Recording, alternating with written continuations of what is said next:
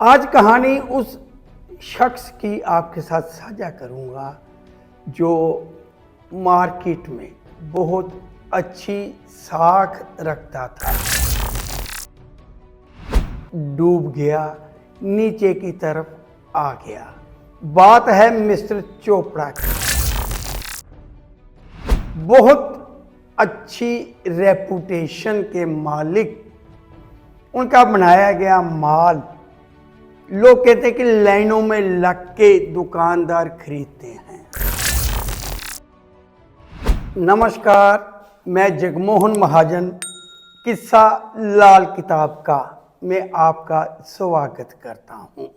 जैसा कि हर व्यक्ति जानता है, समय हमेशा एक सा नहीं रहता। नीचे काम आ गया, कुछ मिसमैनेजमेंट है, लेबर की प्रॉब्लम है, माल की प्रॉब्लम है, ग्राहकों की प्रॉब्लम है। चोपड़ा जी का काम धीरे धीरे नहीं, एकदम से नीचे आ गया। लोग कहते हैं शायद किसी ने बंधन कर दिया, तो मैं कहता हूं ये ग्राहकों की चाल भी होती है। कई बार ग्रह भी व्यक्ति को मजबूर कर देते हैं। अब चोपड़ा जी घबरा गए हैं, कुछ सुझाई नहीं देता। फैक्ट्री बेचने पर उतारू हैं, सोना बेचने पर उतारू हैं, और जमीन जायदाद उनके पास है, सब कुछ बेचना चाहते हैं। व्यक्ति जिनको उन्होंने पैसा देना है उनके सर पर सवार हैं और ये सब कुछ बेचना चाहते हैं। घर का सोना, जमीन जायदाद, प्रॉपर्टी, अपनी कोठी तक, ताकि मार्केट में, बाजार में सर ऊंचा उठाकर चल पाएं। घबराना किसी बात का हल नहीं होता, ये बात आप भी जानते हैं, मैं भी जानता हूं। तो ऐसे समय में मिस्टर चोपड़ा को किसी ने सलाह दे दी कि किसी लाल किताब ज्योतिषी से सलाह कर लीजिए। तो सौभाग्य कहिए कि वो मेरे शहर के ही थे, मेरे शहर के हैं, तो मेरे पास आ गए। अब चोपड़ा जी अपनी कहानी सुनाते हैं, जो कि मैंने आपको सुना दी है कि उनकी अच्छी मार्केट में साख है, काम धंधा चुप्त हो गया, तो वो सब कुछ बेचना चाहते हैं। मैंने अपने सामने बिठाया उनको, उनकी डिटेल ली, जन्म कुंडली देखी, लाजवाब ग्रह बैठे हुए हैं। मैंने उनको कहा कि कुछ धैर्य रखिए, धैर्य रखिए, हौसला रखिए। बुरा समय जैसे आया है वैसे ही टल जाएगा। अपने आप को पहचानिए, अपने में हिम्मत पैदा करिए। जैसे कहते हैं कि मैंने उन्हें मोटिवेट करने की पूरी कोशिश की और उन्हें मोटिवेट भी किया। जन्म कुंडली के आधार पर कुछ उपाय भी थे और उन्हें एक बात बता दी। जो बात मैंने उन्हें बताई वो किताब में लिखी हुई है और किताब मैं ले रहा हूं ताकि किताब में पढ़कर आपको सुना सकूं। शेर सीधा तैरता है, वक्ते रफ्तान आब। मैं एक बार फिर से बोलता हूं, उच्चारण में गलती हो सकती है क्योंकि ये उर्दू फारसी के लफ्ज़ हैं, बोलने में कई बार कुछ अजीब सा लगता है। शेर सीधा तैरता है, वक्ते रफ्तन आब। मैंने उन्हें बताया कि चोपड़ा जी आपकी कुंडली के अनुसार ये बात है, और मैंने किताब उनके सामने कर दी कि ये देखिए आपकी कुंडली का निचोड़। अब दर्शक जो ये वीडियो देख रहे हैं उन्हें इस शायरी का मतलब समझाता हूं। जब पानी बहुत जोर पर होता है ना, दरिया, पानी, बाढ़ आ जाए, पानी उफान पर हो, जोरों से हो, शेर पानी में सीधा तैरता है। या सीधे का मतलब ये नहीं कि ऐसे सीधा जाएगा, सीधे का मतलब ये है कि शेर निडर है, उसे अपनी ताकत का पता तो है, लेकिन वो ताकत के घमंड में चूर नहीं है। जैसे कि चोपड़ा जी के पास जो ताकत है, अब उन्होंने एक इज्जत का सवाल बना लिया था कि मैंने सब कुछ बेच देना है। ये जल्दबाजी है कि मैंने सब कुछ बेच देना है, जो पैसे मांग रहे हैं उनके पैसे दे देने हैं, मैंने सर पर कर्ज नहीं रखना। तूफान आ गया, बाढ़ आ गई तो डरना नहीं है। शेर की तरह निडर हो जाइए, अपनी शक्ति को पहचानिए, ताकत को पहचानिए।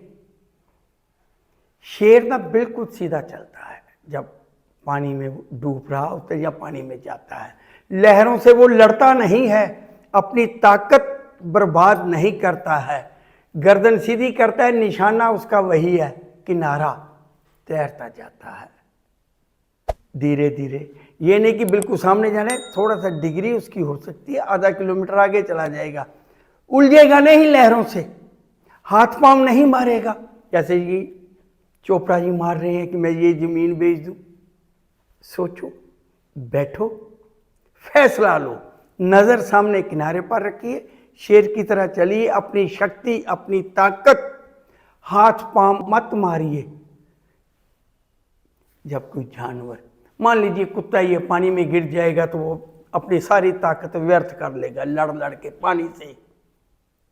तो पानी से लड़ना नहीं है, बुरा समय आ गया है तो डरना नहीं है, अपनी ताकत पहचाननी है। निडर, और यही ताकत आपको बाहर निकाल देती है, किनारे पे पहुंचा देती है। शेर अपनी गर्दन बिल्कुल सीधी रखता है पानी पे, नज़र उसकी कॉर्नर पर है और वो जा रहा है। जहाँ उसकी ताकत की जरूरत है वहाँ ताकत लगाता है, तैरता है। ये नहीं कि वो बिल्कुल बैठ गया है, लेकिन लहरों से उलझता नहीं है।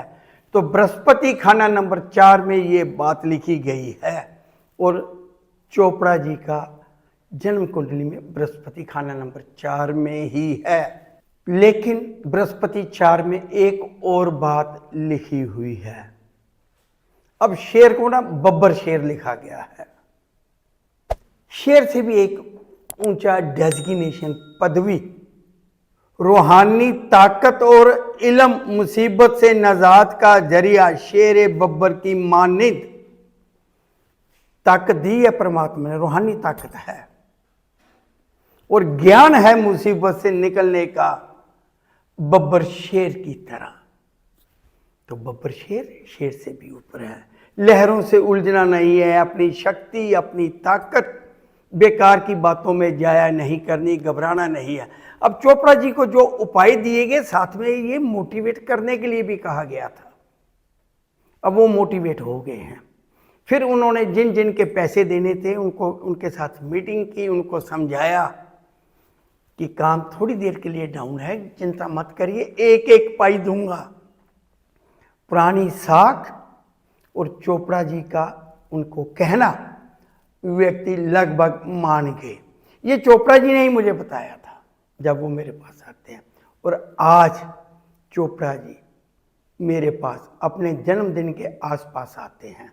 जन्म कुंडली कुछ उपाय जो हर साल करने हैं वो करवाता हूँ, और उन्होंने कहा है कि जब भी बुरा समय आ जाए उलझिए मत, धैर्य रखिए, सोचिए, अपनी ताकत व्यर्थ के कामों में मत गंवाएं, अपना ज्ञान, अपना हुनर, उसको एक ताकत बनाइए मुसीबतों से निकलने का। अपनी बात में वो दम पैदा करिए कि लोग आपकी बात को माने। आप शेर हैं, बब्बर शेर हैं। बृहस्पति 4 बहुत कुछ देता है, बहुत कुछ देता है। जब मुसीबत आ जाए घबराए ना, अपनी ताकत व्यर्थ के कामों में मत लगाए। 2 मिनट सोचिए, धैर्य रखिए, 2 दिन सोचिए, 4 दिन सोचिए। उस समय जो वो जायदाद बेचना चाहते थे, जो सोना वो बेचना चाहते थे, तो सोने का भाव तो आपको मालूम ही है, आज से 2 साल पहले और आज का अंतर क्या है ये देख लीजिए। और जो व्यक्ति